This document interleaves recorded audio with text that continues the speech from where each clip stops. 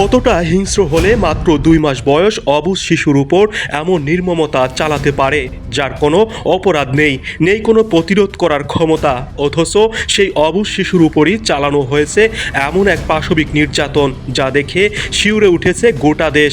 মায়ের চতুরতায় ধরা পড়েছে সেই ভয়ানক দৃশ্য। সামাজিক যোগাযোগ মাধ্যমে এই অমানবিক নির্যাতনের ভিডিও ভাইরাল হলে দেশজুড়ে ব্যাপক চাঞ্চল্য ও তীব্র ক্ষোভের সৃষ্টি হয়েছে। তবে শিশুটির উপর এমন পাশবিক নির্যাতন কেন? দর্শক, এমন ভয়াবহ ঘটনার আদপান্ত নিয়ে থাকছে বিস্তারিত। ঘটনাটি ঘটেছে নরসিংদী সদর উপজেলার পাইকারদি গ্রামে। শিশুটি ওই গ্রামের জহিরুল হক ও সায়েবা বেগমের ছোট সন্তান। শিশুটির মায়ের ভাষ্যমতে কয়েকদিন ধরেই অদ্ভুত একটি বিষয় তার নজরে আসে। তিনি ঘর থেকে একটু বাইরে গেলেই বা বাথরুমে গেলেই ঘুমন্ত শিশু হঠাৎ করে তীব্র চিৎকারে কেঁদে উঠত।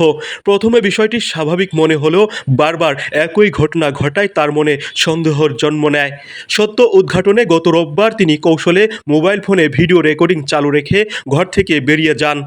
এরপর ভিডিওতে ধরা পড়ে ভয়ঙ্কর এক দৃশ্য। দেখা যায় শিশুটি ঘুমিয়ে আছে। এমন সময় তার আপন চাচি লতা বেগম ঘরে ঢুকে শিশুটির পায়ে সজোরে মোচড় দিয়ে দ্রুত সেখান থেকে বেরিয়ে যান। শিশুটির চিৎকারে দ্রুত ছুটে আসে মা সায়েবা বেগম।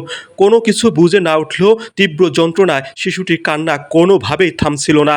তাৎক্ষণিকভাবে গোপনে চালু রাখা ভিডিওটি দেখে আঁতকে ওঠেন মা। তার আপন যা চালিয়েছে পাশবিক নির্যাতন, ভেঙে ফেলেছে শিশুটির পা। তবে কেন ঘটালো এমন ভয়াবহ ঘটনা, সে বিষয়ে স্থানীয়রা গণমাধ্যমকে জানিয়েছেন, দুই জায়ের মধ্যে দীর্ঘদিন ধরে তুচ্ছ বিষয় নিয়ে মনোমালিন্য চলছিল। সেই পারিবারিক বিরোধের প্রতিশোধ নিতেই অবুঝ শিশুটিকে নির্যাতনের শিকার হতে হয়েছে। অভিযোগ রয়েছে, ঘটনাটি জানাজানি হওয়ার পর পারিবারিকভাবে বিষয়টি মীমাংসার চেষ্টা করা হয়। এমনকি শিশুটির মায়ের উপরও বিষয়টি চেপে যাওয়ার চাপ সৃষ্টি করা হয়েছিল। কিন্তু ভিডিওটি সামাজিক যোগাযোগ মাধ্যমে ছড়িয়ে পড়তেই দেশজুড়ে শুরু হয় তীব্র ক্ষোভ। বিষয়টি প্রশাসনের নজরেও আসে। মাধবদী থানার ভারপ্রাপ্ত কর্মকর্তা কামাল হোসেন গণমাধ্যমকে জানিয়েছেন, ভিডিওটি ভাইরাল হওয়ার পরপরই পুলিশ ঘটনাস্থলে গিয়েছে। পরিবারে আপোষ মীমাংসার কথা বললেও এমন অমানবিক ঘটনার কোনো ছাড় নেই।